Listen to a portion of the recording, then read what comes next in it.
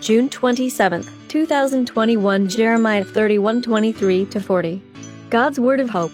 Introduction. Jeremiah 31:23-40. Jeremiah says that God will restore the people of the southern tribes of Judah and bring them home.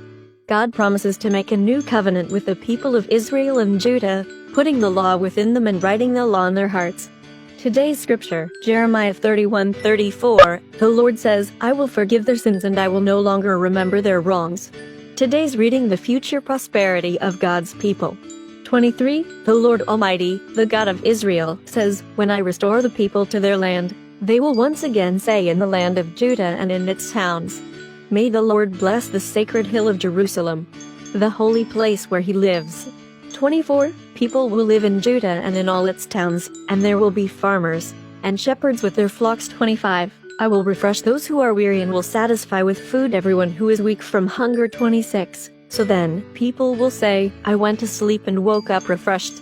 27, I, the Lord, say that the time is coming when I will fill the land of Israel and Judah with people and animals. 28, and just as I took care to uproot, to pull down, to overthrow, to destroy, and to demolish them, so I will take care to plant them and to build them up. 29, when that time comes, people will no longer say, "The parents ate the sour grapes, but the children got the sour taste." 30, instead, those who eat sour grapes will have their own teeth set on edge, and everyone will die because of their own sin. 31, the Lord says, "The time is coming when I will make a new covenant with the people of Israel and with the people of Judah." 32, it will not be like the old covenant that I made with their ancestors when I took them by the hand and led them out of Egypt. Although I was like a husband to them, they did not keep that covenant. 33, the new covenant that I will make with the people of Israel will be this: I will put my law within them and write it on their hearts. I will be their God, and they will be my people. 34, none of them will have to teach a neighbor to know the Lord, because all will know me, from the least to the greatest. I will forgive their sins and I will no longer remember their wrongs. I, the Lord, have spoken. 35, the Lord provides the sun for light by day, the moon and the stars to shine at night. He stirs up the sea and makes it roar. His name is the Lord Almighty.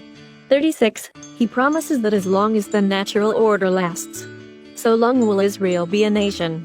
37, if one day the sky could be measured, and the foundations of the earth explored, only then would he reject the people of Israel, because of all they have done. The Lord has spoken. 38, the time is coming, says the Lord, when all of Jerusalem will be rebuilt as my city, from Hananel Tower west to the corner gate. 39, and the boundary line will continue from there on the west to the hill of Gareb, and then around to go 40, the entire valley, where the dead are buried and garbage is dumped, and all the fields above Kidron Brook as far as the horse gate to the east, will be sacred to me. The city will never again be torn down or destroyed. Reflect. Reread verses 31-34. This is the high point of Jeremiah's message. In God's new agreement with the people of Israel and Judah, God will write the laws directly on the hearts and minds of the people, and God will forgive their sins. What does having God's law written on your heart mean to you? Let's pray. Loving and merciful God, thank you for being my God and for your law which is now written on my heart. Open my heart and mind to your word, that I may live each day in accord with your will. Amen.